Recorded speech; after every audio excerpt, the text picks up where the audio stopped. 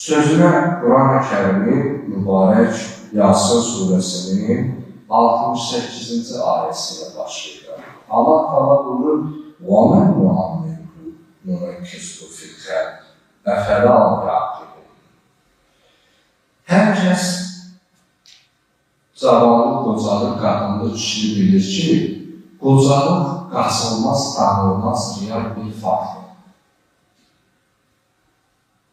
İndi gördüyümüz bu yaşlı insanlar zamanında cavan oldular. Bir cavanlar da zaman keçsə, ömürdən vəfat olsa, o yaşlılar tək olacaq.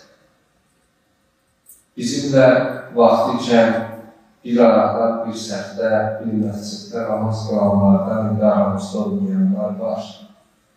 Bir vaxt olacaq, sən də, mən də onların biri olacaq. Demək, yenilməz qüdrət sahibi olan uca Allah, kainatın nizam və intizamında dünyaya gələndə insan onun qaydaya ehtiyacının olduğunu və zamanla güclərin, qüdrətlərin və gücünün, qüdrətinin əlindən getdiyini bizə göstərir. Əslində, qocalıq acizlik deyil.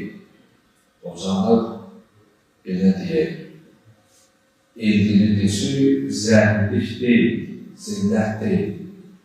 Ucalıq və hörmət, vüqar və başqalarının da imtihanıdır.